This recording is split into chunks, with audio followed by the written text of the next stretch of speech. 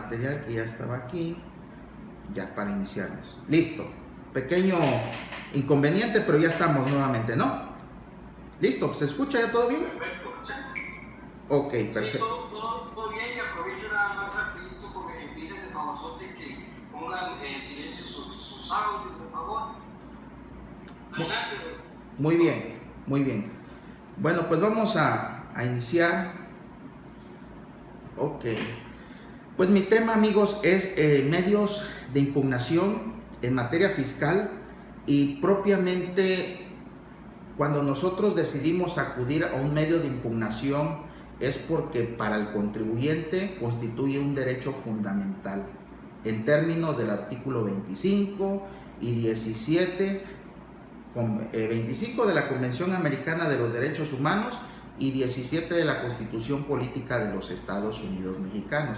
Constituye un derecho fundamental poder acudir a los tribunales previamente establecidos para que se nos imparta justicia, conocido como tutela judicial efectiva o como derecho humano de acceso a la justicia. De alguna forma, el contribuyente tiene todo el derecho para acudir. No hay ningún impedimento, es más, es un derecho fundamental a nivel de Convención Americana y Constitución Política de los Estados Unidos Mexicanos, a través de los recursos que la misma ley establece. Ejemplo, nosotros vamos a estar hablando de tres medios de impugnación, los más conocidos, los más socorridos: el Código Fiscal de la Federación, el recurso de revocación que está contenido en el Código Fiscal, el juicio contencioso administrativo que está contenido en la Ley Federal del Procedimiento Contencioso Administrativo, y el juicio de amparo. Voy a guardar un poquito del amparo indirecto y un poquito del amparo directo desde una perspectiva, como les dije hace un momento, muy práctica. Voy a minimizar un poquito más para que pueda ver. Ok, muy bien, perfecto. Entonces, la pregunta aquí es: ese derecho fundamental que tiene el contribuyente de acudir a los órganos jurisdiccionales, ¿le aplica la autoridad administrativa? La respuesta es sí. Porque podemos decir, es que si voy a promover, tratándose de recurso de revocación, pues ese se promueve ante una autoridad administrativa.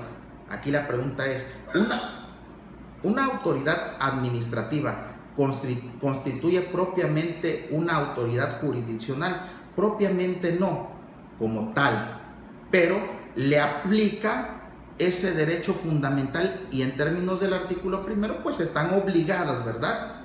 Acuérdense que ese artículo primero vino a ser un parteaguas en un antes y un después de esa reforma en junio de 2011, y la verdad que es una chulada. Entonces, propiamente, ¿le aplica a las autoridades administrativas ese 17 constitucional? Claro que sí. Por ahí en pantalla solamente manejo algunos extractos para efectos de no llenar las láminas, porque es más platicado que leído. Por ejemplo, esta es de enero de 2015.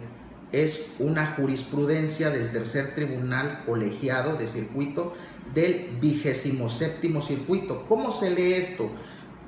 Yo sé que, por ejemplo, aquí en este Zoom tengo a muchos colegas. Unos son contadores, otros son abogados y otros son contadores y abogados, y bueno, lo que se pueda, me queda claro.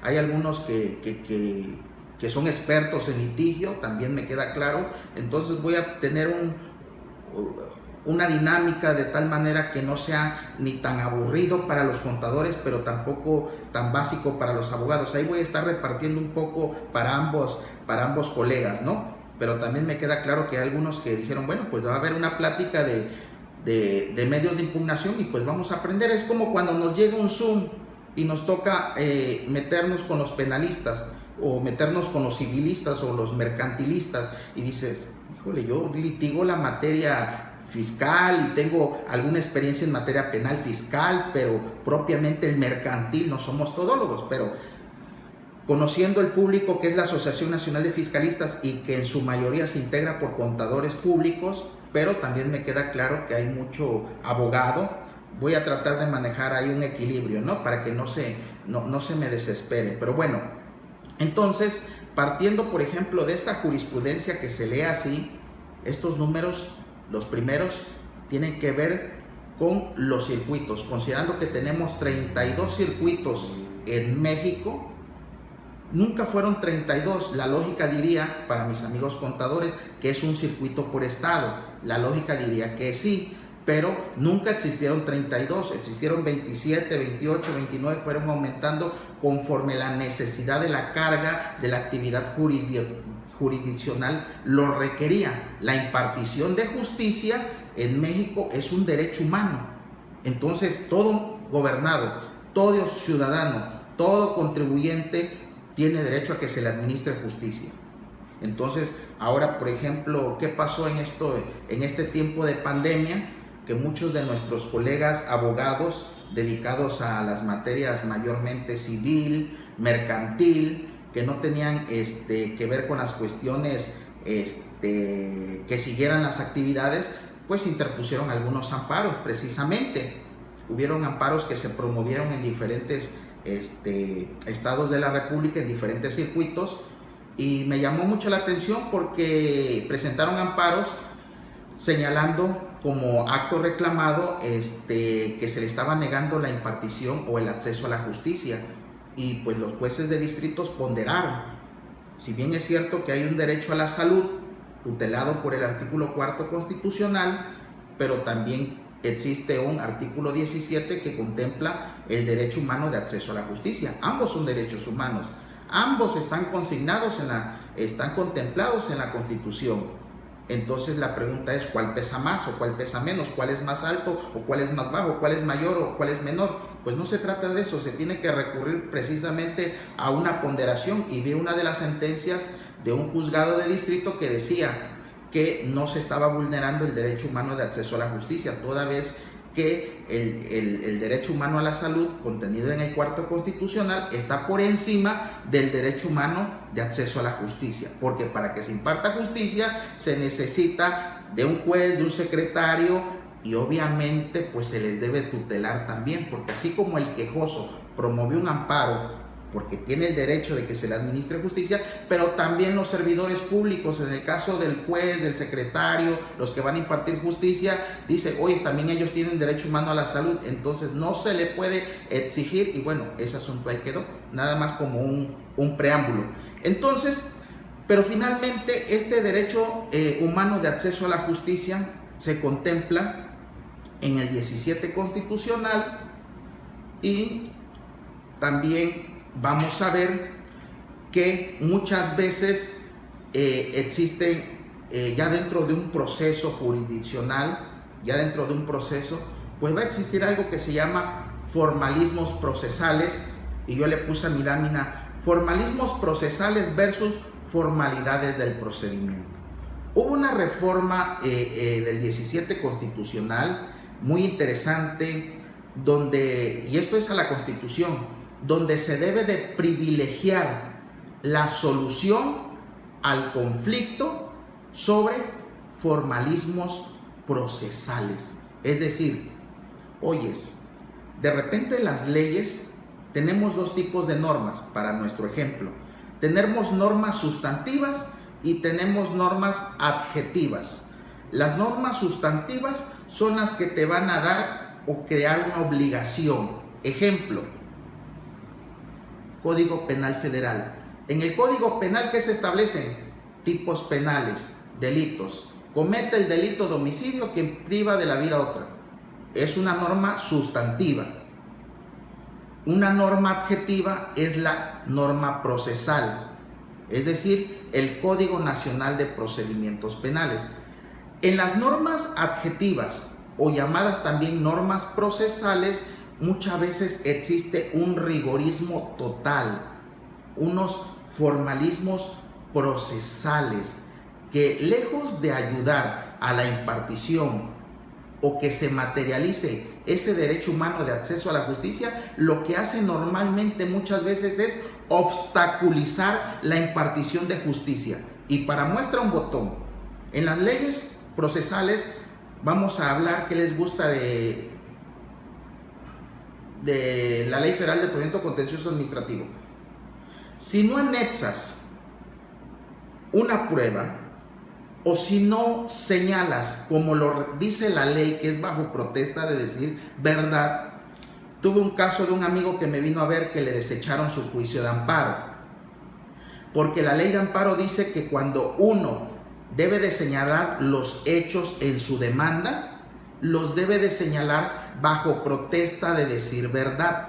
Así lo señala la ley de amparo, porque si tú no señalas los hechos bajo protesta de decir verdad, el juez de distrito, tratándose de amparo indirecto, te va a requerir para que subsanes ese detalle, y tienes que ponerle a tu demanda de amparo bajo protesta de decir verdad y los números de copias para traslado. A veces se llega a un rigorismo, a un exceso de formalismos, que lejos de que esto vaya a beneficiar al justiciable, al gobernado, al quejoso, al recurrente, al actor, propiamente muchas veces lo que hace nada más es retardar la justicia. Entonces nos encontramos que con esta jurisprudencia del primer circuito, esta es del 14º tribunal colegiado, esta es con especialidad en trabajo. Dice: el artículo 17, párrafo 3 de la Constitución Política de los Estados Unidos Mexicanos establece para los órganos jurisdiccionales la obligación. ¿Cuál es? La de privilegiar la solución del conflicto. Es decir, si nosotros promovemos un recurso de revocación, si nosotros promovemos un juicio contencioso administrativo, o si promovemos cualquier otro medio de defensa, pues lo que se debe de privilegiar por encima de los formalismos, pues debe de ser la solución al conflicto, la causa de pedir. Entonces muchas veces nos perdemos en las leyes adjetivas, en las leyes procesales, en los requerimientos que se hacen, que a veces sobrepasan y obstaculizan propiamente la impartición de justicia. Ok. Entonces, continuamos. Vean, esta es una chulada nada más para que vean cómo algunos criterios, pues así como celebramos de repente algunos criterios que son pro contribuyente, pro gobernado, así también de repente encontramos algunos criterios que no nos gustan y dices, no, aquí parece que no están aplicando el principio de progresividad que tiende ese principio, pues que tiende a expandirse los derechos del contribuyente o ampliar su protección. No, parece que hay un menoscabo, pero esta es una chulada. Miren lo que dicen, y solamente es el rubro. Dice, esta es mi introducción, todavía no entro a mi tema. Demanda de amparo directo presentada por un quejoso adulto mayor. ¿Cuántos de nosotros no hemos tenido un contribuyente, persona física, que le han sido embargados sus bienes? Ha sido afecto de un procedimiento administrativo de ejecución. Le han sido embargados bienes inembargables en términos del 157 de Código Fiscal o las cuentas bancarias. Entonces, si el contribuyente supera los 60 años, pues bueno, se encuentra dentro de un grupo vulnerable. Vean lo que dicen. Demanda de amparo directo presentada por un quejoso adulto mayor. ¿Quién se considera un adulto mayor? Cualquier persona que supere los 60 años. Una vez cumplidos los 60 años, esa persona ya pertenece a un grupo vulnerable. Entonces dice, a fin de no transgredir sus derechos de debido proceso, acceso a una tutela judicial efectiva, no discriminación y permitirle el pleno goce de los servicios del sistema judicial, el plazo para presentarla debe computarse a partir de que tenga conocimiento completo del acto reclamado, aun cuando cuente con representación legal y se le haya notificado la sentencia impugnada a través de los estrados de la autoridad responsable. Me queda claro que esto es una tesis aislada, pero bueno, se empieza a abrir el camino para un grupo vulnerable, un sector vulnerable, esas personas adultas mayores, en términos de la ley de adultos mayores, que es todo aquel que supere los 60 años y bueno, se pueden hacer cosas interesantes. Acabo de promover para que vea cómo todo esto tiene una razón de ser y cómo podemos llevar este conocimiento a casos prácticos. Se acercó conmigo un presidente de Junta Federal en materia del trabajo, porque se vino con unas multas judiciales. Obviamente, pues que vino conmigo, pues ¿quién le notifica las multas judiciales? Pues se los va a notificar la autoridad judicial, el juez de distrito, porque es autoridad responsable. Le va a notificar las multas y bueno, tiene que promover un recurso. No promovió nada. Quien impone la sanción, quien impone la multa judicial es la autoridad judicial, el juez de distrito. Quien cobra esas multas judiciales es el Servicio de Administración Tributaria. Entonces tenemos aquí una disyuntiva. Un poder judicial a través de un juzgado de distrito quien impone la multa. Tenemos una autoridad administrativa que pertenece al poder ejecutivo que se va a encargar de cobrar esas multas. Aquí la pregunta es, ¿qué procede? ¿Cómo promuevo? ¿Cómo de todo esto que el licenciado, el doctor nos dice que el 17 constitucional y que un derecho fundamental y nos dice que sobre los formalismos procesales y el artículo 25 de la Convención Americana? Ok, eso es lo que dice la ley, el código, la constitución, la convención, pero ¿cómo aterrizo eso a mi caso concreto y cómo promuevo? ¿Cómo hago valer mis derechos? Pues yo aquí tengo algo interesante porque mi cliente es un adulto mayor, tiene 67 años. Entonces, bajo ese supuesto, puedo promover algo que este criterio que estamos viendo, que es una simple tesis aislada, me queda claro para los abogados, van a decir, es que es una tesis aislada y eso no obliga. Bueno, es que el derecho se va construyendo. Por eso les digo, se vale disentir. Porque hay quienes dicen, si no es jurisprudencia, no tiene efecto, no tiene sentido. Pues yo creo que no, yo creo que el derecho se va construyendo, tan es así que cada viernes se publican tesis del Poder Judicial de la Federación, tesis y jurisprudencia, porque pues dos tribunales no se están poniendo de acuerdo, porque disienten en los criterios de interpretación, los métodos de interpretación que tenemos es vasto, entonces yo creo que se pueden hacer valer. Y bueno, como se los comenté hace un momento, ya para ir entrando en calorcito, el primer medio que tenemos es el recurso de revocación. El recurso de revocación, como ustedes lo están viendo en pantalla, está contenido en el artículo 116 al 133G de Código Fiscal. El recurso de revocación es un recurso administrativo.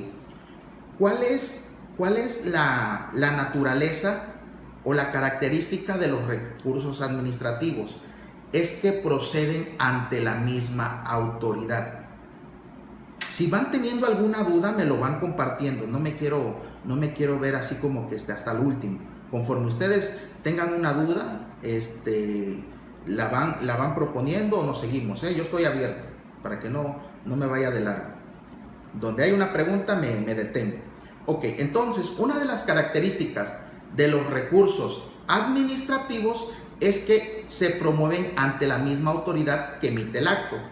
Esa es una de las características de manera general de los recursos administrativos. Entonces, el recurso de revocación, que es el primer medio de impugnación con el que cuenta. Aquí ya voy a delimitar, ya no voy a decir gobernado. Aquí ya me voy a referir al contribuyente. ¿Por qué al contribuyente? Porque estamos hablando en materia fiscal, medios de impugnación en materia fiscal. Ya no voy a hablar del ciudadano, del gobernado, del justiciable, voy a referirme al contribuyente. ¿Por qué al contribuyente? Porque es en materia fiscal. Ok, entonces, el recurso de revocación es el primer medio de impugnación con el que cuenta el contribuyente. ¿Dónde se regula? Código Fiscal de la Federación. Un código fiscal que viene desde 1981. Empieza en el artículo 116, ahí empieza su regulación y termina en el 133G. Aquí nada más traigo algunos puntos para comentar y desarrollar. No traigo toda la ley porque no se trata de eso. ¿Qué dice el artículo 117? que es uno de las bases para promover este recurso. Ok, dice que el recurso de revocación procederá y me habla de dos fracciones, la primera y la segunda. En la primera fracción vamos a encontrar a las resoluciones definitivas. ¿Cuáles son esas? Pues las que emite la administración, el servicio de administración tributaria en cualquiera de sus administraciones. Normalmente es la administración desconcentrada de auditoría fiscal, que son las que emiten normalmente esas resoluciones definitivas. Vamos a poner que el SAT es como una casa con 4 recámaras.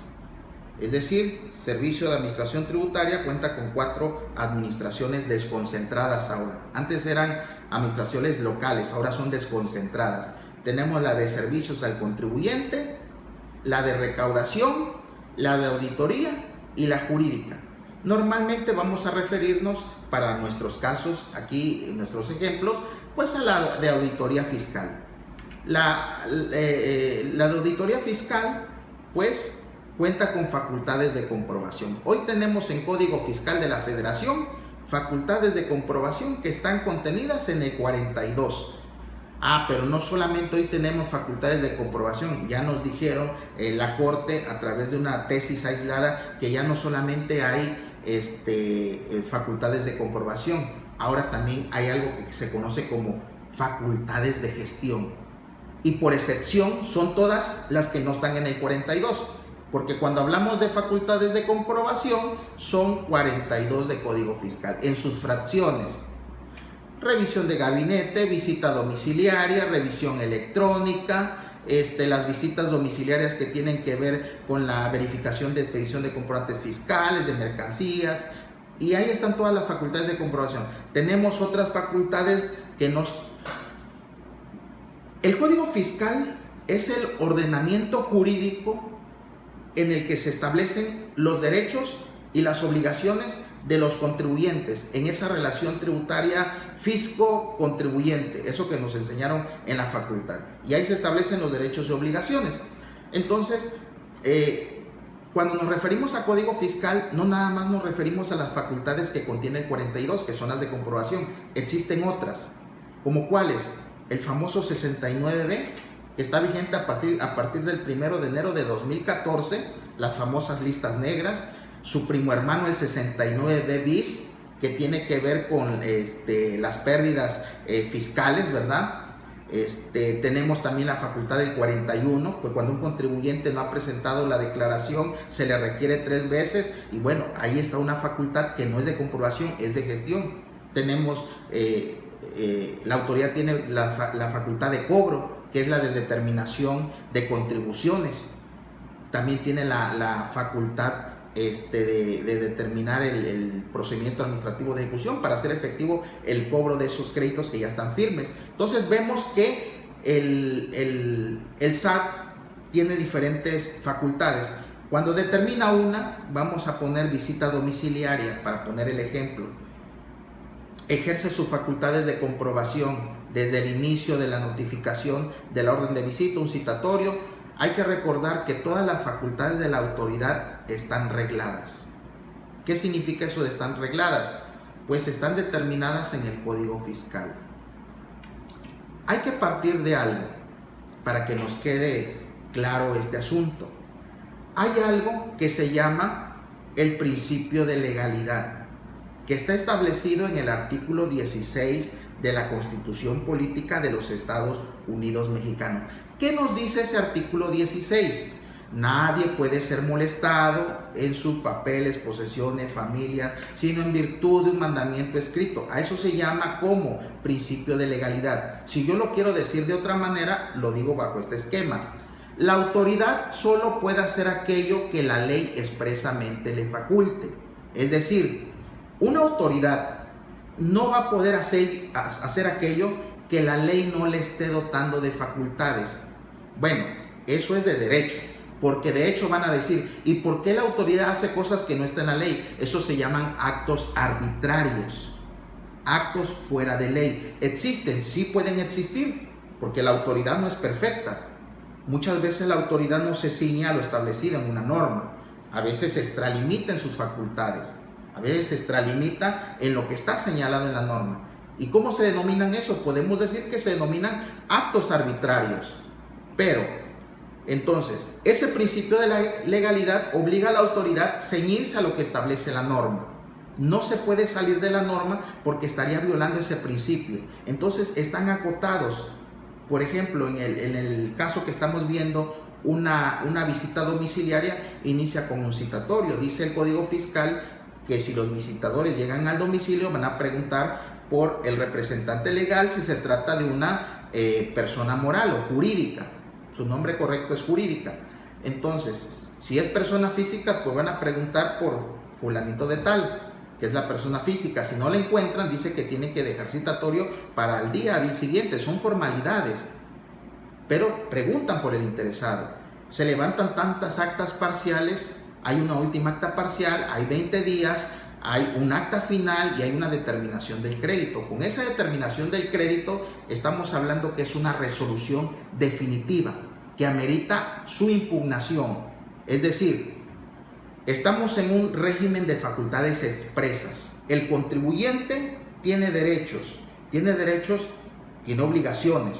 Una de las que tiene es pagar impuestos, 31 fracción cuarta. Es obligación de los mexicanos contribuir para el gasto público de la manera proporcional y equitativa que dispongan las leyes. Ahí está, 31. Pero ese 31 también te crea derechos, porque ¿cómo tiene que pagar las contribuciones el contribuyente? Dice que de la manera proporcional y equitativa. Entonces eso nos lleva a que hay un principio de proporcionalidad y equidad para el pago de los tributos. Principio de legalidad tributaria. Ese impuesto tiene que estar establecido en una norma, no en un reglamento. Principio de generalidad, es para todos.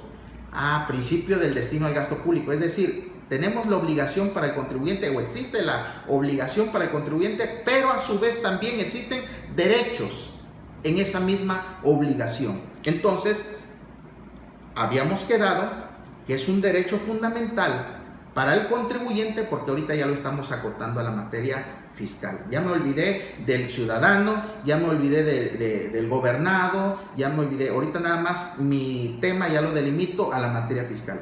Entonces, una vez que la autoridad fiscal haya ejercido esas facultades de comprobación y haya determinado un crédito fiscal X, el contribuyente tiene derecho, es un derecho fundamental que está establecido en la Constitución, en el 17, en la Convención Americana sobre Derechos Humanos, lo voy señalando. Tiene el derecho de impugnarlo, tiene el derecho a una defensa, tiene el derecho de acudir a los órganos jurisdiccionales y decirle: ese acto de autoridad que emitió el Servicio de Administración Tributaria a través de la Administración Desconcentrada de Auditoría Fiscal no cumplió con el requisito de estar fundado y motivado, no cumplió con el requisito de legalidad, se excedió en el plazo, no designaron, no se identificaron, XX. Tiene el derecho de defensa. Entonces, cuando hablamos de resolución definitiva, es toda aquella resolución que está causando ya un menoscabo si no se impugna. Cuando hablamos de una resolución definitiva, tenemos un plazo para su impugnación. No es eterna esa resolución definitiva. El plazo nos los va a dar el medio de defensa. Entonces, la primera fracción habla de resoluciones definitivas. Y esa no nos causa ningún comentario. La fracción segunda, quizás aquí me vaya a detener un poquito. Dice: los actos de autoridades fiscales federales que esta fracción, inciso B, que dice: se dicten en el procedimiento administrativo de ejecución cuando se alee que no se ha ajustado a la ley o determina el valor de los bienes embargados. Para quienes tengan, yo creo que un poquito más de 35 años, se recordarán que nos fue modificado ese artículo del 127 del Código Fiscal. Antes era una chulada, porque las violaciones cometidas en el procedimiento administrativo de ejecución se podían hacer valer en cualquier tiempo. Cuando digo en cualquier tiempo, no en el momento que hoy se nos indica en el 127. Ahora tenemos que esperar la publicación de la convocatoria a remate. pero antes se podía hacer valer en cualquier tiempo. Esa era una chulada. En cualquier tiempo, me queda claro en el término que existía antes, que antes eran 45 días. Hoy hablamos de 30 días. Las leyes han cambiado. Hago un poquito de historia para quienes estamos un poquito más atrás, pero hoy los muchachos pues ya egresan sabiendo que son 30 días para impugnar a través del recurso de revocación. Ok, entonces era una chulada eso, porque en cualquier momento se podía interponer el recurso. Hoy no, hoy tienes que esperar hasta la publicación de la convocatoria de remate. Hasta ese momento, dentro de los 10 días posteriores, puedes promover ¿qué? Un recurso de revocación por las violaciones cometidas porque no se ajustó a la ley. Nada más que, como en todo el mundo del derecho, existen normas generales y también existen sus excepciones. Yo creo que esa es la parte interesante del mundo de las normas jurídicas. Si bien es cierto que las normas jurídicas no pueden abarcar contemplar todos los supuestos, pero tenemos una norma general y también tenemos sus excepciones a la norma general. ¿Cuáles son las excepciones para promover el recurso de revocación y no esperar hasta la convocatoria de remate? El mismo 127 nos lo señala, tratándose ¿qué? De bienes legalmente inembargables. ¿Y cuáles son los bienes legalmente inembargables? Pues los que señala el Código Fiscal de la Federación en su artículo 157. Es decir, hay que buscar, bueno, yo lo digo de esta manera. Creo que eso me hace un poco original en mis palabras. Hay que buscar hay que buscar la falta en el área chica del equipo contrario, o sea, un penal. Así como los delanteros andan buscando un penal en el minuto 44 o en el minuto 90 ya, a veces el fiscalista o el que está llevando un asunto pues quiere buscar la excepción a la norma general. Por ejemplo, no esperar la convocatoria a remate, sino decir, oye, el embargo que me hiciste autoridad se ubica en el supuesto de excepción del 127 que señala que esos bienes son legalmente inembargables. Derivado de lo anterior, vengo a promover recurso de revocación. No me aplica la generalidad, me aplica la excepción. ¿Y puedo promoverlo? Sí puedo promoverlo, pero tienes que acreditar que esos bienes son legalmente inembargables. ¿Es la única excepción? No. Cuando los actos son de imposible reparación también, puedes promover una excepción cuando se embarguen también, el mismo 127 lo señala, efectivo, dinero en efectivo. Y ahí viene el orden. Entonces vemos que podemos encontrar la excepción al 127. Y el inciso C, esto toda la vida ha existido, solamente estoy haciendo algunos comentarios. Afecten el interés jurídico de terceros. Me topé y está al final del material, no me voy a adelantar, este inciso C lo voy a comentar más adelante, pero encontré una jurisprudencia de la primera sala que es una chulada de jurisprudencia, que tiene que ver con el inciso C de la fracción segunda del 117.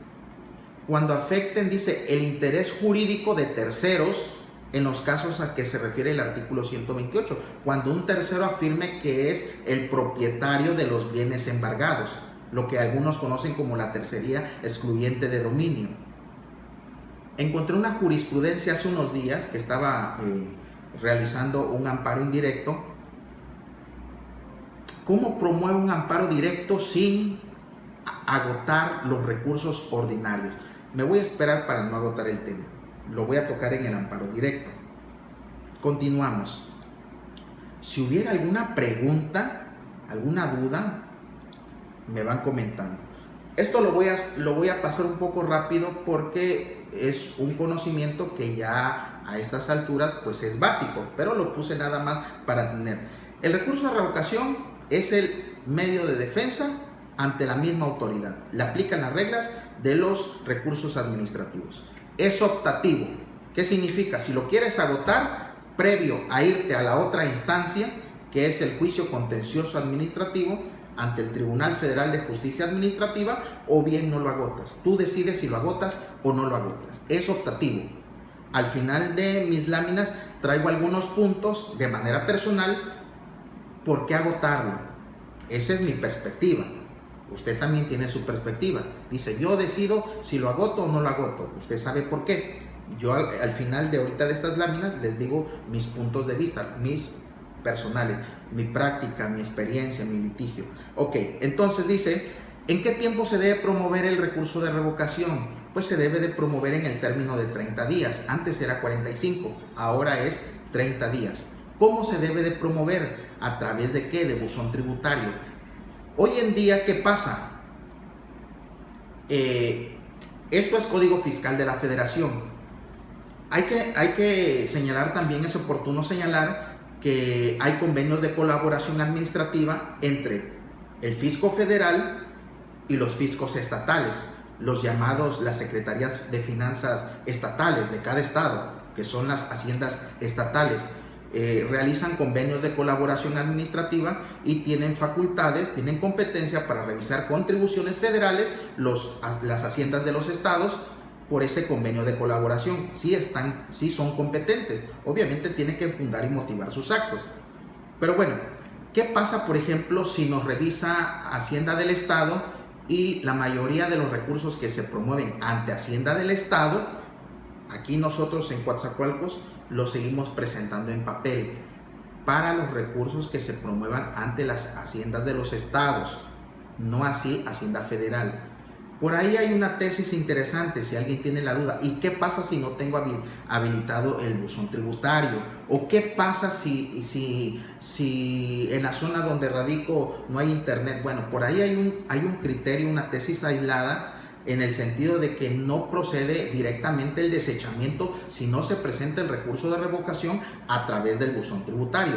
Pero si existe el buzón tributario, si lo tienes, si está habilitado para la empresa o el contribuyente, pues lo ideal y lo idóneo es promoverlo por buzón tributario. Existen sus excepciones, pero en casos específicos. No nos vamos a arriesgar, es decir, pues le vamos a jugar al valiente y vamos a hacer valer. No, yo si tengo el buzón tributario, pues se promueve por buzón tributario. Estamos hablando de casos excepcionales. Hay una tesis por ahí, pero pues no nos confiamos. Ok, entonces, pues ¿qué contiene un recurso? Pues se debe de señalar los agravios, las pruebas y los hechos. No me detengo, ahorita voy a hacer más comentarios. El promovente deberá acompañar, es que en un punto se señala dentro del recurso, en otra es se deberá acompañar. ¿Qué se acompaña a un recurso? Pues si es una persona moral, pues el poder notarial, el instrumento donde conste la representación. Ok, el documento donde conste el acto impugnado. ¿Contra qué te estás inconformando? ¿Cuál es tu acto que estás impugnando? No, pues estoy impugnando esta resolución de la autoridad fiscal. ¿Qué es? Pues la determinación de un crédito fiscal, por ponerlo así. Pues tienes que acompañar esa determinación, ese acto impugnado, su notificación, pruebas y dictamen pericial. Alguien me puede decir, oiga, ¿y qué pasa con el artículo 2, fracción sexta de la Ley Federal de los Derechos del Contribuyente? ¿Qué pasa ahí que señala, que dice que es un derecho no aportar las pruebas que ya obren en poder de la autoridad? Pues aquí en la oficina, y quedé que así lo iba a decir literalmente, aquí en la oficina me reuní con los abogados y le pregunté, ¿cómo promueves el recurso de revocación?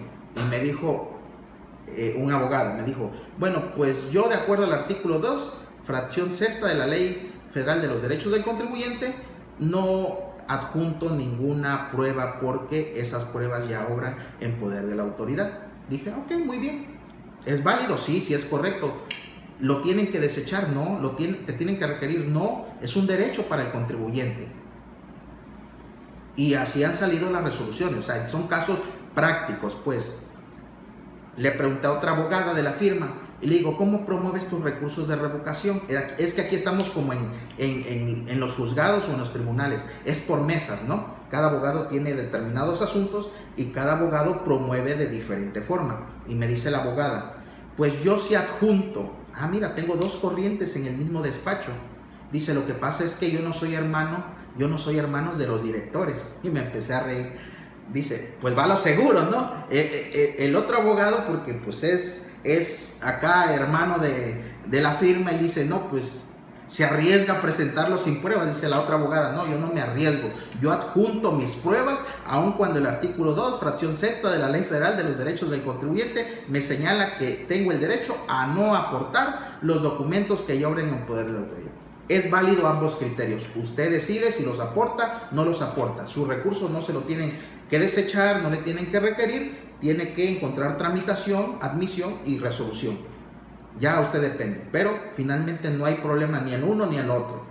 Ok, continuamos entonces, para ir avanzando en nuestros temas. Ok, dice, ¿qué pasa? ¿En qué tiempo se debe de resolver el recurso de revocación que se presenta ante la misma autoridad? Si me determina auditoría fiscal, dentro de la administración desconcentrada, quien se encarga del estudio de los recursos de revocación es la administración desconcentrada jurídica. Es el jurídico quien se encarga de resolver los recursos de revocación. ¿En qué tiempo deben de resolver? En el plazo máximo de 3 meses. Ese es un plazo máximo. ¿Te puede resolver después de los 3 meses? Sí, te puede resolver. El detalle es que tú esperas hasta los 3 meses y la ley te dice que si en 3 meses no te resuelve tu recurso, se va a considerar en sentido negativo. Es decir, si yo promuevo hoy un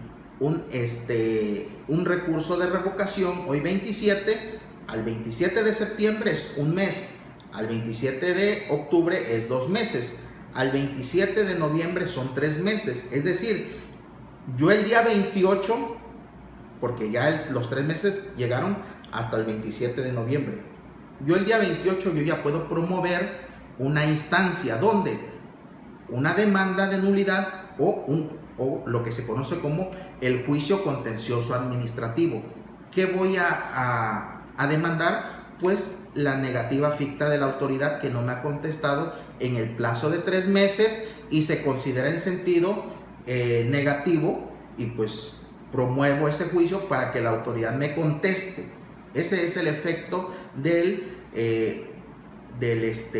juicio que se promueva ante las salas regionales. Ok, entonces tiene 3 meses para resolver el recurso de revocación. ¿Qué más tenemos? Son ideas generales, si se dan cuenta, no estoy entrando a fondo, pero consideré así como que puntos importantes para irlos comentando con ustedes.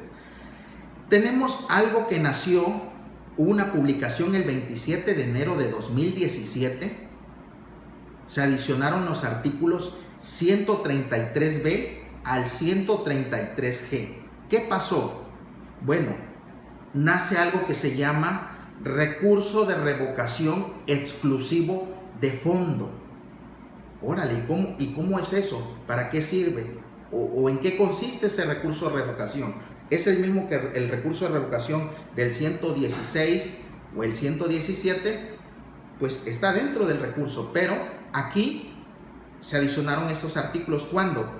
El 27 de enero de 2017, es decir, no hace mucho, es relativamente reciente. ¿Qué se va a analizar en este recurso de revocación? ¿Quiénes lo van a poder promover? Pues los contribuyentes. Nada más que hay ciertas restricciones para promover este famoso recurso de revocación exclusivo de fondo. ¿Quiénes lo van a poder promover? No todos los contribuyentes, solamente algunos. La misma ley nos da las características de quienes van a poder promover. Para empezar, van a promover el recurso de revocación exclusivo de fondo quienes hayan sido sujetos de facultades de comprobación. Artículo 42 de Código Fiscal, sus fracciones 2, 3 y 9, que es revisión de gabinete, de visita domiciliaria y de revisión electrónica. Entonces, quienes hayan sido sujetos de estas 3 facultades de comprobación, digo, puede ser una, puede ser la otra, puede ser la otra, no significa las 3. Cualquiera de esos supuestos, cualquier contribuyente, entonces ya entra o ya es sujeto para promover el recurso de revocación exclusivo de fondo. Pero eso no es todo. Ese es el primer filtro. Ahora hay que pasar el siguiente filtro. Es como aquí la justicia es un poco elitista, porque no cualquier contribuyente va a poder promoverlo. además de los que se ubiquen en esos supuestos de esas fracciones, revisión de gabinete, visita domiciliaria o revisión electrónica, la ley dice que tiene que superar las 200, tiene que superar 200 veces la UMA elevada al año. Si usted multiplica 200 veces 200 por 86.88 por 365 días que tiene el año, les va a dar un importe de 6.342.240. Entonces ya tenemos dos filtros. Primero, quienes se ubiquen en fracción 2, 3 y 9. Segundo supuesto, además, tiene que superar los 6.342.240. Si no superas ese monto, no vas a poder promover el recurso de revocación exclusivo de fondo. Es decir, que si tú estás impugnando una multa de 12,000 pesos, pues olvídate, no vas a promover una resolución exclusiva de fondo. Si fuiste sujeto de una revisión de gabinete, pero te determinaron 3 millones, no vas a poder promover resolución exclusiva de fondo. O sea, aquí es por cuantía. O sea, adicionalmente de los supuestos 2, 3 y 9, además el de la cuantía. Ok, seguimos. Ok, ya vimos esos dos filtros, esos dos supuestos, que es cuantía y quienes hubieran recibido esas facultades de comprobación, la 2, la 3 y la 9. Adicionalmente, hay algo interesante. El 133C nos delimita qué se considera resolución exclusivo de fondo. Y lo voy a leer literalmente, nada más para desentrañar el sentido. Dice, para los efectos del recurso de revocación exclusivo de fondo, se entenderá como agravio de fondo aquel que se refiera al sujeto, objeto, base, tasa o tarifa. Entonces, esto integra lo que conocemos nosotros como elementos del impuesto. Sujeto, objeto, base, tasa o tarifa. Eso es elementos del impuesto. Entonces, respecto de las contribuciones, entonces, aquí no entra nada de forma. Aquí todo es fondo, determinación del impuesto. Sujeto, objeto, base, tasa o tarifa. Ahora, aquí yo no voy a poder hacer valer que si el citatorio, que si la notificación, que si la circunstanciación, que si forma. No voy a poder hacer valer forma aquí.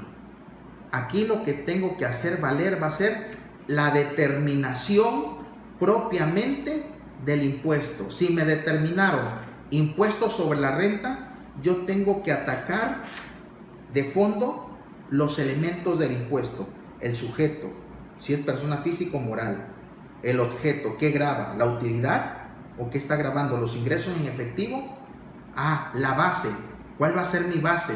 No, pues no consideró las deducciones de tales por ahí. Eso es elementos del impuesto. La tasa que aplicó no es la correcta. Entonces, fondo es en cuanto se refiere a la determinación de los elementos del impuesto. No voy a hacer valer aquí formalidades, no. Lo que por años se ha discutido, ¿no? Forma o fondo sobre la forma. Pues ya se creó un medio de impugnación dentro del recurso de revocación denominado recurso de revocación exclusivo de fondo. Ok, entonces vamos a continuar. Ok.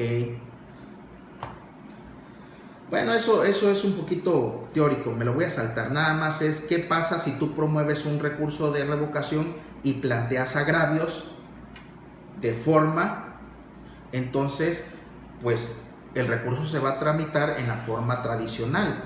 Porque si promueves un recurso de fondo y haces valer agravios de forma, pues dices, oye, estás pidiendo acá que vas a hacer de fondo y haces de forma, pues se va a considerar por la forma tradicional. ¿Cuál? Pues el 117, en alguno de sus, es una resolución definitiva, pero no va a ser de fondo. Ahora, si haces valer agravios de fondo y forma, estos dos últimos se tendrán por no formulados y solo se resolverán los agravios de fondo. Es decir, si haces valer fondo y forma, se va a considerar los agravios solamente de fondo. Pero si nada más haces de forma, pues se va a tramitar en la vía tradicional. Eso es algo que bueno, ya está ahí, no nos vamos a detener porque tengo más información. Ok, y aquí creo que es la parte más importante. Aquí se vale, si alguno de ustedes tiene un punto de vista diferente, es válido, no necesitan opinar lo mismo que su servidor. Aquí cada quien plantea su estrategia, han promovido recursos y ustedes deciden si los agotan o no. Como es optativo, dicen no, es pérdida de tiempo, se vale. Dicen no, si hay que hacerlos valer, también se vale. Yo aquí les voy a dar mi experiencia en los recursos aquí en la firma. ¿Por qué presentar el recurso de revocación?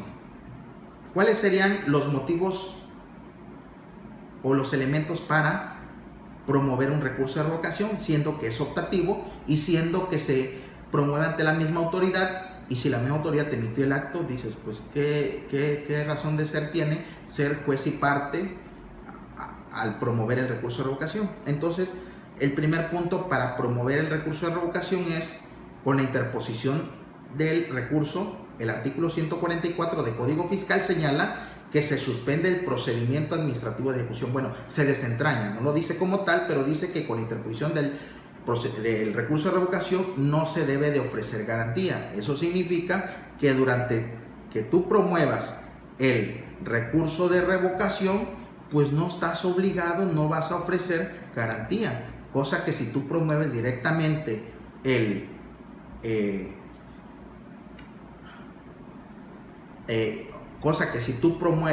directamente el juicio contencioso, porque son los mismos días para promover. Tanto el recurso de revocación se promueve en el término de 30 días, como el juicio contencioso administrativo son los mismos 30 días. Sin embargo, en el cómputo de los plazos, pues sabemos que hay días inhábiles para la autoridad administrativa y otros días inhábiles para el tribunal, pero ese es otro rollo. Pero finalmente tenemos los mismos 30 días. Así que, si ustedes me preguntaran a mí, licenciado, ¿usted promovería un recurso de revocación? Si estoy cerca del día 30, pues yo promovería un recurso de revocación, porque es obligación del contribuyente, cuando se va a un juicio o un litigio, pues debe de garantizar el crédito fiscal. Y a veces son créditos pues millonarios, que a veces rebasan la capacidad económica del contribuyente. ¿Y qué haces de repente ante eso? Hay muchos abogados o contadores que sugieren una póliza, una fianza, comprometen los bienes muebles o inmuebles. Nosotros hemos procurado no tocar los bienes del contribuyente. Hemos procurado otras formas de garantía que lo establece el mismo Código Fiscal. El 141 establece ahí varias hipótesis para poder garantizar el interés fiscal. No necesariamente tiene que ser a través de la prenda o la hipoteca o una fianza. Existen otros métodos. Pero bueno, entonces, si está cerca del día 30, pues sugieres promover el recurso de revocación. Y así tentativamente, en lo que te resuelven, respiras un poco, te sientas en tu escritorio y decides con qué voy a garantizar ese crédito fiscal. Por lo menos está garantizado con la interposición del recurso, que si tú vas al juicio, inmediatamente tienes que garantizar. Por eso yo sugeriría promover el recurso. ¿Qué otra cosa, por qué otro motivo presentaría el recurso? 2. Porque se aportan pruebas para su posterior análisis en juicio contencioso administrativo, y eso está relacionado también con el punto número 3. Ahorita que yo vea el juicio contencioso administrativo, de acuerdo al artículo primero, un principio que regula el juicio contencioso administrativo es que es de litis abierta. ¿Qué significa eso de litis abierta? Que si yo promuevo un recurso de revocación y hago valer 10 agravios diciéndole que la resolución es ilegal, que no está fundada y motivada, que no hay competencia, etcétera, etcétera, etcétera, yo cuando promueva en el juicio contencioso, obviamente, si promoví 10 agravios y esos 10 agravios me los contestó la autoridad y no me asistió con la razón de mis agravios y consideraron que el acto se ajustó a la ley, pues esa resolución yo la puedo combatir en la instancia del juicio contencioso administrativo. Puedo hacer valer nuevos conceptos que no hice valer en recurso. Es decir, si yo hice valer en recurso los 10, yo puedo hacer valer otros 10, otros 5, 15, 20, los que hayan, de acuerdo pues a la experiencia que cada litigante y a la pericia de cada abogado tenga. Pero eso significa de litis abierta, que si yo hice valer en recurso de revocación ciertos agravios, yo en juicio puedo adicionar, puedo argumentar nuevos conceptos. Entonces eso se denomina litis abierta. Pero hay algo, eso nada más es en cuanto a argumentación, a conceptos. Por ahí hay anda una tesis muy perversona que no es nada nueva, es del 2013 y es de la segunda sala. Dice que si tú no aportaste las pruebas en recursos de revocación o durante el procedimiento administrativo, no tienes el derecho de aportarlas en juicio. ¿Eso qué significa? Que la litis abierta nada más es a cuanto a conceptos de impugnación se refiere, no a cuanto a pruebas se refiere. Es decir, si tú no promoviste las pruebas, no tienes una oportunidad para hacerla en juicio. De hecho, es mi siguiente lámina. Nada más para que... Ahí está. Es la jurisprudencia, es de la segunda sala, es la 73/2013. Con esto estoy comentando que la litis abierta no es del todo un derecho absoluto como tal. El principio de litis abierta tiene restricciones. ¿Como cuáles? Como en cuanto a pruebas. Vea lo que dice el rubro. Voy a ver si no hay aquí algún mensaje. Ok.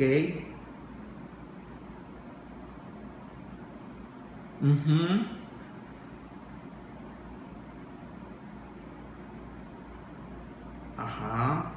Dice, esa jurisprudencia del principio de litis abierta en lo correspondiente a que no se pueden presentar pruebas que se pudieron, así es, ofrecer en el recurso de revocación en atención al principio de igualdad. Ok, luego dice, en atención al principio de igualdad procesal y preclusión se puede invocar contra el SAT cuando no cumple con su carga procesal en el recurso de revocación. Claro que sí, amigo. ¿Quién es Jonathan? Sí, claro, Jonathan. Sí, se la está regresando. Oye, si a mí no me permites aportar pruebas como actor, pues a la autoridad demandada tampoco las puede aportar. Sí, estoy completamente de acuerdo. Hay que jugarle con las mismas cartas y con las mismas reglas de juego. Y esta es la jurisprudencia, exacto. Juicio contencioso administrativo. El principio de litis abierta que lo rige no implica para el actor una nueva oportunidad de ofrecer las pruebas que, conforme a la ley, debió exhibir en el procedimiento de origen, procedimiento administrativo, o en el recurso administrativo procedente, recurso de revocación, estando en posibilidad legal de hacerlo. Eso está acotado. Hay una tesis aislada por ahí de 2016 y menciona en qué supuestos, pero como esta es jurisprudencia y la otra es tesis aislada, sigue persistiendo esta jurisprudencia. Entonces hay que tener cuidado nada más. Es más, aquí está. La otra es la jurisprudencia del 2013. Esta nos dice que si no está en el procedimiento administrativo, no la adjuntaste en recurso de revocación o no lo promoviste, no lo puedes hacer. No es una oportunidad para hacerle el juicio. Ahora, esta tiene su salvedad, pero hay que recordar que es una tesis aislada. Esta es una jurisprudencia. Así que aguas, para todos aquellos que van a promover un juicio contencioso y todavía hay pruebas que la autoridad administrativa no las tiene, pues yo sugeriría mayormente en los procedimientos de fiscalización, ahora con esto de las operaciones, que hay que demostrar la sustancia económica y la materialidad de las operaciones y todo este rollo, ahí en esos casos yo sugeriría que se agote el recurso de revocación. Si la autoridad no tiene contratos, no tiene pues pruebas. Yo soy de la idea que si no se compareció dentro de los 20 días entre la última acta parcial y el acta final, no se compareció, la autoridad no tiene todavía las pruebas. Si no se promovió o no se quiere promover el recurso de revocación y se quiere ir directamente a juicio, yo sugiero que dejen sentadas las bases en recurso de revocación, aportando las pruebas, porque no vaya a ser que cuando te vayas a juicio esas pruebas te las vayan a desechar, con fundamento en esta jurisprudencia, aunque tiene sus excepciones. Hay una tesis aislada, pero no me confío. Aquí está la tesis aislada, de 2016.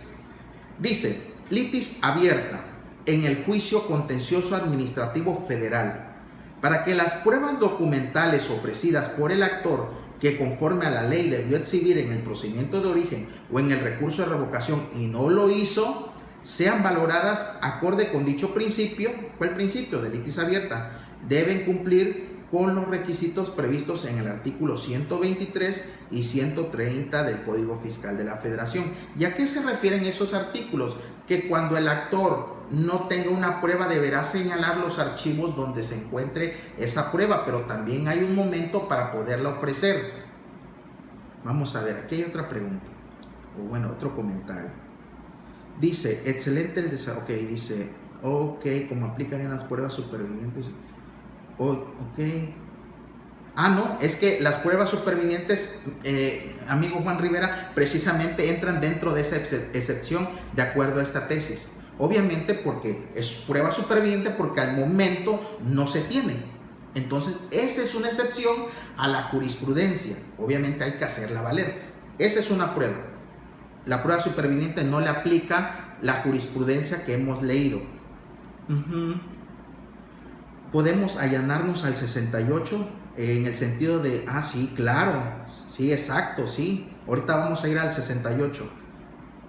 Ok, entonces estamos aquí. Entonces, ya vieron que esto de esa jurisprudencia hay que tener cuidado nada más, para que quede el precedente y ustedes no se vayan a encontrar con una mala experiencia de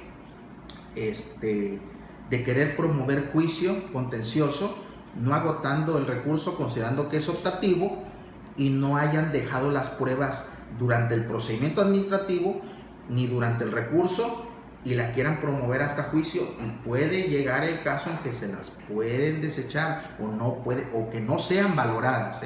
Hay que tener cuidado ahí con ese, porque se pueden llevar ahí una sorpresa, ¿no?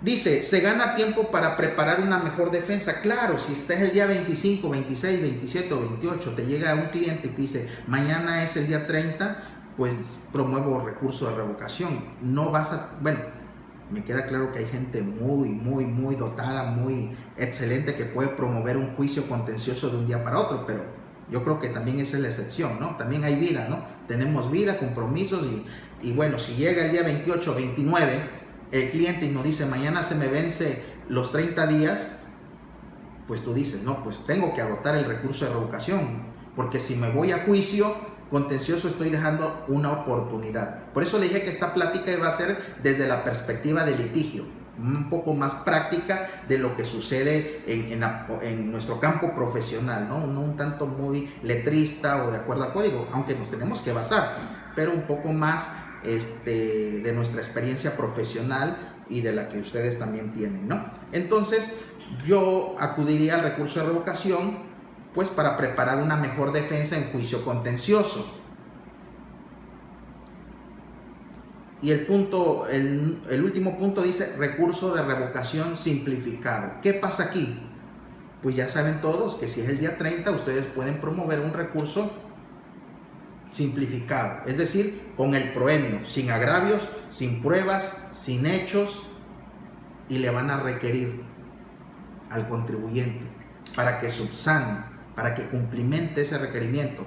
¿Pero qué estás ganando? De entrada, lo promueves, te van a requerir en el término de 5 días. De entrada, pues estás ganando bastante tiempo, considerando que uno va bateando conforme las bolas van llegando, y si la bola te llega el día 30 o el 29, pues en ese momento dices: ¿qué hago? Pues un recurso de revocación simplificado, sin agravios, sin hechos, sin pruebas. ¿Qué va a hacer la autoridad? Pues te va a requerir para que subsanes ese error o cumplimentes ese recurso, y ya vas a tener tiempo y vas a poder promover ya completo. Ya para eso ya pasaron unos 10 días por lo menos. Ya en esos 10 días ya puedes hacer una buena estrategia unos buenos agravios y finalmente vas a poder hacer otros agravios, otros conceptos ya en juicio contencioso. Entonces, eso sería así como de la práctica con lo que respecta al juicio, al recurso de revocación.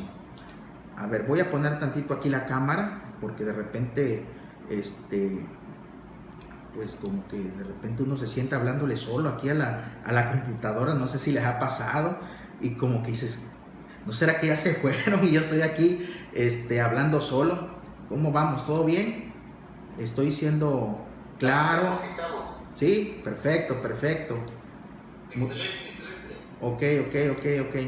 Entonces, vamos a pasar al siguiente tema, ¿no? Ok, pasamos al siguiente tema y con esto agoto el recurso de revocación y voy a pasar al juicio contencioso administrativo. Ahí está. ¿Qué pasó con la Ley Federal del Procedimiento Contencioso Administrativo? Es una ley que se publicó allá el 1 de diciembre de 2005, entró en vigor el 1 de enero de 2006 y su última reforma coincide con la reforma al recurso de revocación exclusivo de fondo, porque así como se publicó esa reforma para Código Fiscal, también se publicó esa reforma para juicio contencioso administrativo. Es decir, el mismo día que nació el recurso de revocación exclusiva de fondo se publica también la modificación a Ley Federal del Procedimiento Contencioso Administrativo referente al juicio de resolución exclusiva de fondo. Ahorita vamos a ver. Ese nada más es como una introducción a lo que es el juicio contencioso, recordando pues que antes estaba en Código Fiscal de la Federación. Para los muchachos que acaban y estudiantes que nos están viendo, los que acaban de egresar o están estudiando, pues ellos les toca estudiar ya Ley Federal del Procedimiento Contencioso Administrativo, pero antes esa ley estuvo en Código Fiscal de la Federación, en lo que fue el artículo 197 al 263. Se quitó esa parte de Código Fiscal, se eliminó, se creó la Ley Federal del Procedimiento Contencioso Administrativo y prácticamente ya ese juicio contencioso ya se abarca en una nueva ley diferente, igual ley federal, pero ya no está en código, ya está ¿en dónde? En Ley Federal del Procedimiento Contencioso Administrativo, que finalmente cuando ustedes andan explorando el JUS o andan explorando alguna tesis o jurisprudencia, de repente se encuentran con el artículo 238 de Código Fiscal, ¿no? Y dices, 238, eso ya no existe, ¿no? Pues que en su momento existió, como dijera el TRI, en su momento existió y ahora lo que existe pues es el artículo 51 de Ley Federal del Procedimiento Contencioso Administrativo, pero finalmente le siguen las mismas reglas. Nada más es como que un breviario jurídico para los estudiantes o los recién egresados que de repente pues dicen, eso es un poquito de historia y de breviario jurídico. Ok, continuamos. Aquí en la Ley Federal del Procedimiento Contencioso Administrativo tenemos pues este medio de impugnación igual, que es el primero, el juicio contencioso en la vía ordinaria tradicional. Este juicio contencioso pues es el conocido por todos. Antes de que existiera en línea, en la vía sumaria, el de resolución exclusiva de fondo, solamente existía un único juicio. Algunos lo denominan demanda de nulidad, también se vale, es sinónimo. Digo, en el argot jurídico algunos lo manejan como demanda de nulidad, pero pues hay que ser técnicos, ¿no? Entonces es juicio contencioso administrativo, pero antes de que existieran en línea, vía sumaria, exclusiva de fondo, siempre existió el juicio contencioso como tal. Nada más que para efectos de diferenciarlos ahora le pusieron ordinario tradicional, que ahora cuando ustedes promueven, al final de su número de expediente va a aparecer OT.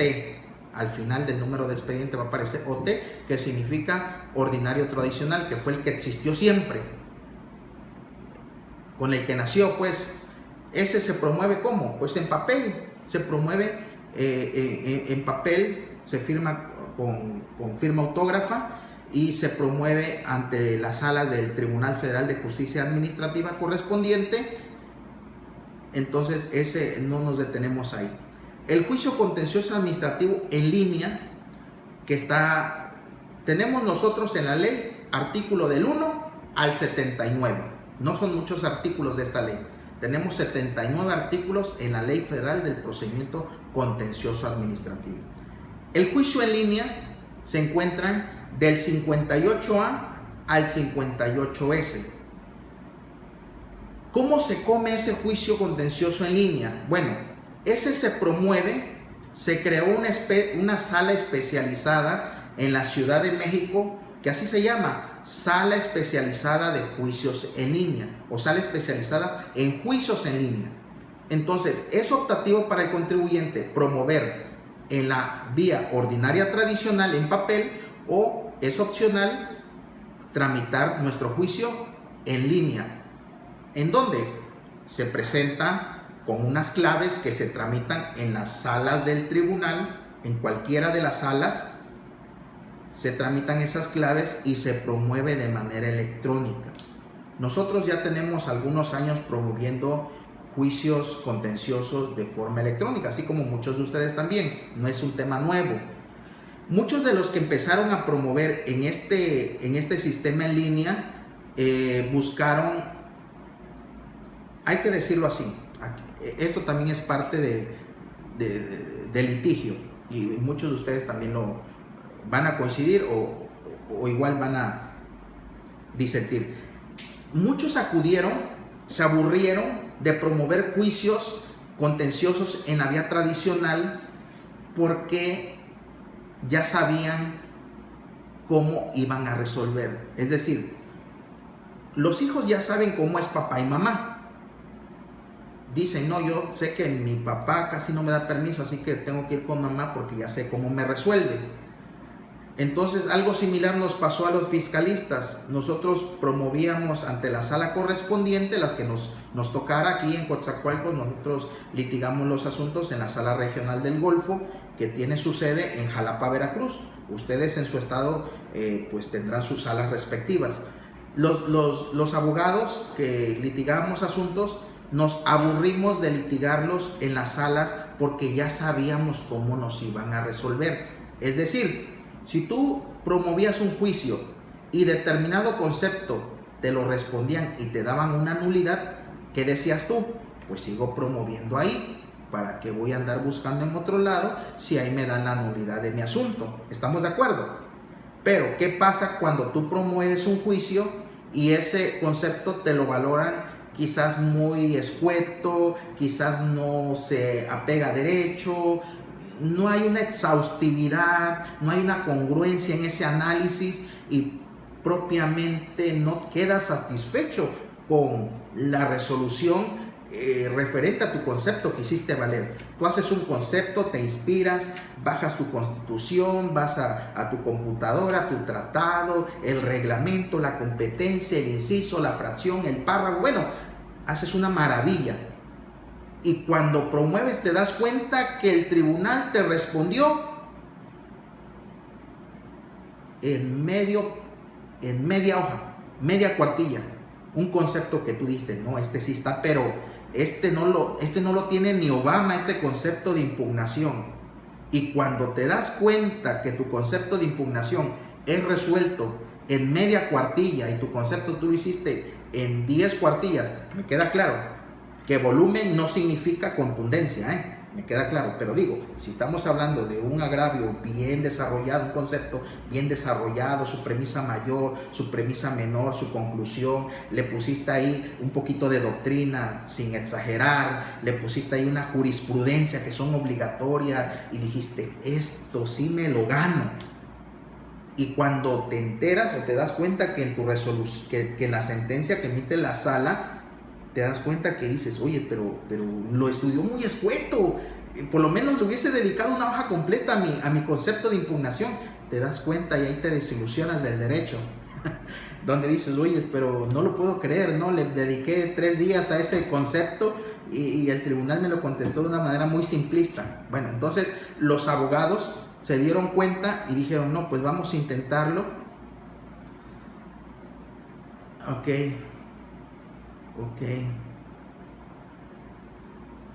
muy bien. Entonces, muchas gracias. Entonces, los litigantes, ¿qué hicimos?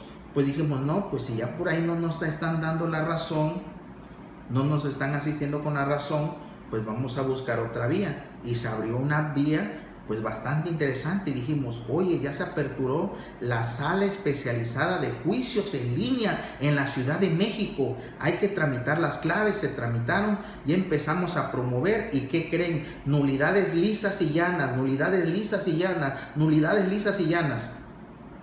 Pero ¿qué creen? Aquí sí me gustaría que me escribieran, que me dijeran si alguno está dolido por lo mismo. Y la sala especializada de juicios en línea venía resolviendo de veras, de una forma, nulidades lisas y llanas, Hasta hace como un mes, que un viernes platico con una abogada de la firma. Le digo, oye, era viernes y el lunes se me vencían unos alegatos.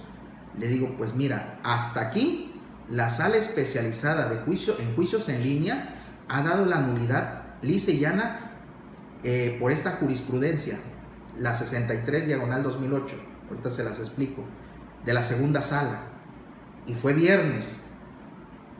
Y le digo, pues mira, hicimos valer este concepto, la autoridad se cedió el plazo, tiene que ser nulidad lisa y llana, porque ya hay 10, nosotros ya nos han dado 10 sentencias, y le dije literalmente, no vaya a ser el diablo que le vayan a dar vuelta a este asunto, y no se los estoy exagerando ni mintiendo, todo es práctica aquí profesional. El lunes estamos recibiendo 2 sentencias de la sala especializada en juicios en línea, se confirma la validez del acto impugnado. ¿Qué óvole? Cuando de antecedente ya habíamos tenido como 10 sentencias, nulidades lisas y llanas. Y yo le dije con mi hermano, platicando con mi hermano, ¿qué pasó aquí? Y pues aquí no, le digo, pues no sé, le digo, hay una jurisprudencia de la segunda sala, no está rebasada. Pues nos vamos a ir obviamente al amparo directo, pero de alguna forma sí te pone a pensar, porque dices, cuando te confías y dices, no, pues lisa y llana, por este y por este y por este. Cuando de repente tuvo una validez del acto impugnado, dije, ¿tendrá que ver con alguna línea? Esto ya no es jurídico, ¿va? ¿Tendrá que ver con alguna línea política? No lo sé, no quiero especular, simplemente es un comentario que no tiene sustento, pero sí te sorprendes, ¿no? O sea, te sorprendes en el sentido de que vienes, hay una jurisprudencia, obviamente, pues en términos de la ley de amparo, la jurisprudencia que emiten el Pleno y las salas de la Suprema Corte son obligatorias para todos los órganos jurisdiccionales inferiores, obligatorias, es más, incurren en responsabilidad, pero bueno, entonces estamos promoviendo los amparos directos correspondientes, pero sí, entonces ese juicio contencioso en línea, eso en el sentido, el actor, el demandante, elige si lo hace en la vía ordinaria tradicional, que es en papel, o bien acude al juicio contencioso en línea. Entonces, hoy nosotros tenemos un porcentaje de 50 y 50, tenemos un 50% en papel, promoviendo en las salas regionales, y tenemos otro 50% promoviendo en la sala especializada de juicios en línea con sede en la Ciudad de México, donde habíamos tenido muy buenos resultados hasta hace como unos meses. Las primeras sorpresas, esperemos que sean sorpresas aisladas y ya no sea esa línea, porque si no, pues vamos a seguir entonces promoviendo en la vía tradicional. Pero uno decide, dices, yo he promovido aquí, ya sé cómo resuelven. Me tocó ir a dar clases, por ejemplo, en la sala del sureste, que es Oaxaca. Hay salas regionales, hay sedes donde no dan nulidades lisa y llana. Me tocó ir a dar clases a Tuxtla Gutiérrez, Chiapas, a la escuela ahí, al INEF, que es la Libre de Derecho Chiapas, y me tocó de Derecho Fiscal, maestría, un grupo muy, muy avanzado, en honor a la verdad, muy avanzado. Y habían 2 chicas ahí que trabajan en el tribunal, en la sala del tribunal Chiapas, Tabasco, Y ella me dijeron literalmente lo siguiente, me dijeron, maestro, nosotros, porque ya luego yo les hacía bullying en la clase diciéndole, ¿sabes qué? Tuve nulidad lisa y llana. Y me dijo, nosotros no damos nulidades lisas y llanas. Digo, ¿cómo? No, es que esta sala no da nulidad. Si al caso da nulidades para efectos. Y me quedé sorprendido. Le digo, ¿en serio? Sí, exacto, Jonathan, sí. Dice, algunos magistrados dicen, quieren interpretar situaciones que ya fueron previamente establecidas, es triste, pues, sí. Esas tesis aisladas, no sé si llorar o reír. Lo que dice Jonathan, sí es cierto, me provoca, pues cierta risa, en el sentido de que si hay una jurisprudencia que es de aplicación obligatoria, ya sea del pleno o de la segunda o primera sala, y luego hay tesis aisladas que te dicen interpretación de la jurisprudencia, y yo dije, ¿cómo interpretación? Si es un tribunal inferior, aún con su interpretación, en lo que interpretan, pues esa es de aplicación estricta, la jurisprudencia. O sea, sí, son como para reír, Jonathan, coincido contigo. Sí me ha tocado verlas, pero bueno, entonces ya depende de cada fiscalista, de cada abogado, de cada propio de litigio, que uno decide si promueve en la vía tradicional o en la línea. Uno va conociendo las salas, uno dice, no, esa sala no te da nulidades lisas y llanas, ya hasta lo pensamos. Por ejemplo, a nosotros nos ha tocado litigar en la sala del Caribe, que es Mérida, Yucatán, Campeche. Todos los asuntos ya nos ha tocado litigar, ya sabemos cómo resuelven, más o menos ya sabemos. Donde sí están pero bien cerrados para resolver en lisas y llanas es en la del sureste. En la del sureste, cómo nos ha costado obtener nulidades lisas y llanas. En la de Chiapas, Tabasco también un poco. Todavía en la del Golfo nos ha ido muy bien. Y pues bueno, las zonas metropolitanas tienen muy buenos criterios. Uno empezó a acudir al tribunal en la Ciudad de México porque dice uno, son zonas metropolitanas, quizás están más abiertos los magistrados a otras cosas, ¿no? de conocimiento, y habíamos tenido buenos diferencia entre nulidad lisa y llana y nulidad para efectos. Ok, la nulidad lisa y llana es la que emite, bueno, ambas son sentencias. Es una sentencia que emite las salas del Tribunal Federal de Justicia Administrativa.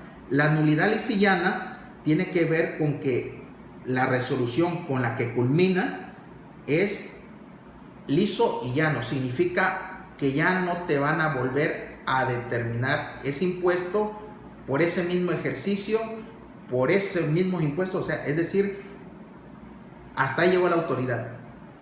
Es decir, puede promover, sí puede promover una instancia superior, pero no es para efectos para que se te reponga el procedimiento. No es lo mismo que te diga, ya ganaste, a que te digas, ¿sabes qué? Es para efectos de que la autoridad vuelva a reponer el procedimiento y nuevamente tienes que volver a interponer un medio de defensa. ¿Me explico? Entonces, por eso es que muchos se alegran cuando llega una sentencia. Lo primero que van a ver que es la última hoja. Lo que hace el abogado cuando llega una sentencia es irse a la última hoja. Las partes de una sentencia son los vistos, resultandos, considerandos y resolutivos. Lo primero que busca el abogado es el resolutivo, saber si ganaste o perdiste. Ya luego la lees, por qué concepto ganaste, por qué agravio ganaste, o si hubo incompetencia de la autoridad, etc. Pero finalmente lo primero que vas es a los resolutivos. Entonces, la diferencia entre una nulidad lisa y llana y una para efectos es que dice, ok, vamos a ver, diferencia entre una nulidad lisa y llana y nulidad para efectos. En caso de personas físicas, aplicar el primero constitucional y el 133 constitucionales. Ok, el primero constitucional sí, y el 133 el de supremacía constitucional. Es una pregunta meramente académica. Para garantizar los créditos fiscales, ¿es posible que se reduzca el monto de lo establecido en la ley si se acredita que no tiene lo suficiente para garantizar en atención al principio de derecho que no está? No es que se reduzca la cantidad a garantizar, si es posible y lo contempla la ley, Jonathan. O sea, no es algo fuera de contexto, lo contempla el Código Fiscal. Nadie está obligado a lo imposible, me queda claro. Ese rato hablaba yo de otras formas de suspender el procedimiento, no el 141, pero hay créditos fiscales que escapan de repente la capacidad económica del contribuyente. Nadie va a poder garantizar, de repente hay resoluciones, es más, no estás por saberlo, pero nos tocó un contribuyente aquí en la ciudad de Coatzacoalcos, sin exagerar, que le determinaron mediante presuntiva 300 millones de pesos, así como lo escuchas. Tú dices, ¿qué contribuyente va a poder garantizar 300 millones de pesos? Es una cantidad que escapa a la capacidad económica, pero objetivamente sí se puede, lo contempla el Código Fiscal, que cuando escapa la capacidad económica del deudor, pues nadie está obligado a lo imposible, pero sí se puede. Dice, dice de control de convencionalidad, el primero constitucional que abre al control de convencionalidad. La regional del sureste nos otorgó lisa y llana, Oaxaca. La autoridad no fue a la revisión, causó ejecutoria, sí, pues el recurso que le queda, ¿no? La autoridad emitió una nueva determinación del mismo crédito y nulidad de alianza. Dieron validez, estoy en amparo, sí, fíjate. Mira, emitió una nueva determinación. Fíjate que nosotros, no tengo el nombre, pero hay quien escribió aquí de la regional del sureste, nosotros tenemos un asunto ahí en la regional del sureste, le promovimos una queja. Ahí te la voy a pasar a ver si te sirve. Promovimos una queja porque la autoridad repuso el procedimiento y en la sentencia no señalaba que tenía que reponer el procedimiento, y repuso el procedimiento y nos fuimos a la queja y dejó sin efectos la resolución. Ahí tenemos el antecedente y precisamente fue en la del sureste. Aquí contador Ignacio, amigo de nosotros. Muy bien. Entonces, estamos aquí en la vía tradicional, en línea, y en la vía sumaria. En la vía sumaria, es otro juicio contencioso, nada más que se va a desarrollar en menos plazo. Es decir, ya ahorita todos se promueven en el plazo de 30 días.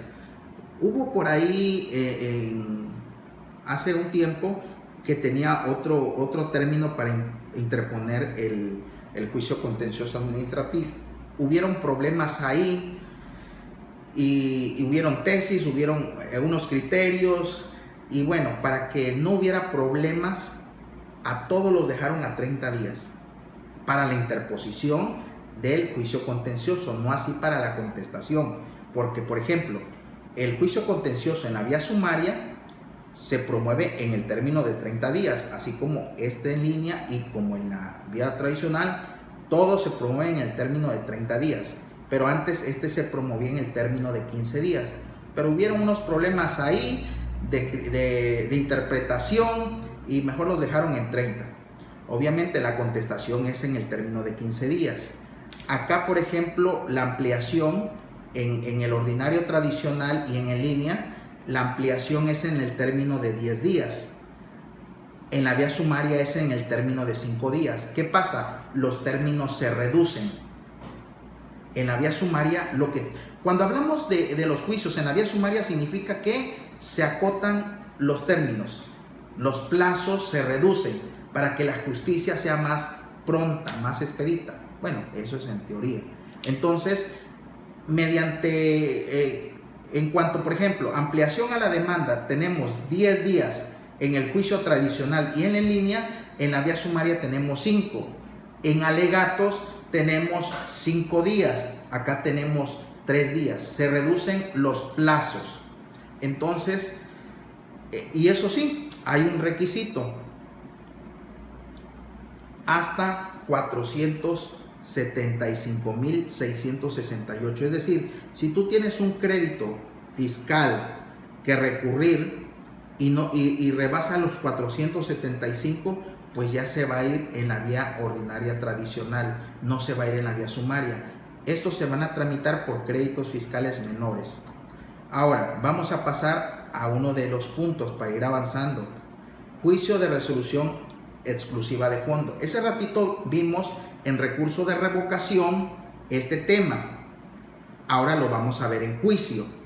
¿Dónde está? Del 5816 al 5829. Todos estos artículos que señalo aquí son de la Ley Federal del Procedimiento Contencioso Administrativo. Aquí está su fundamento y aquí está su fundamento. ¿Qué pasa aquí con esta resolución, este juicio de resolución exclusiva de fondo?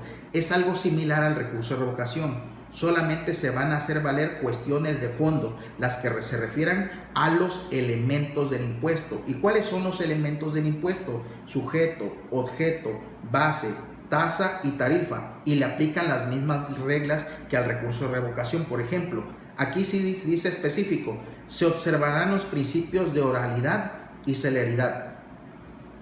Es el único juicio, así como hay en el juicio penal, están los principios que rigen los juicios orales.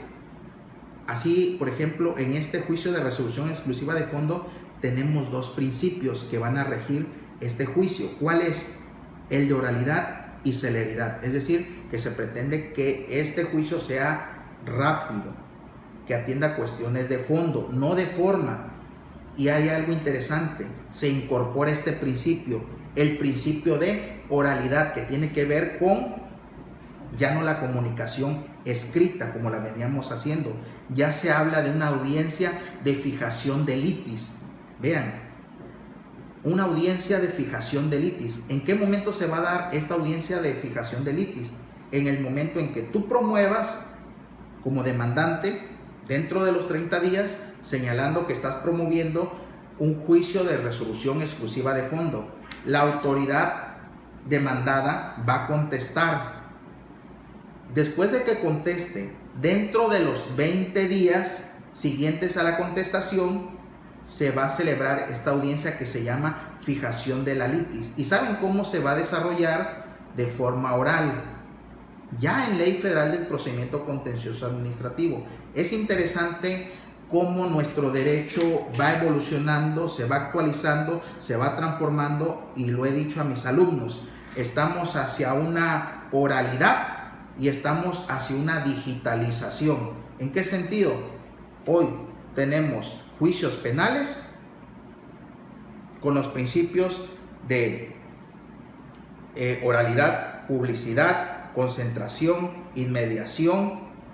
Entonces, tenemos juicios mercantiles, tenemos juicios civiles, y ya tenemos una partecita dentro del juicio fiscal que le va a aplicar el principio de oralidad y celeridad. Interesante, ¿no? Entonces, esta audiencia de la fijación de la litis se va a desarrollar de forma oral. Es interesante.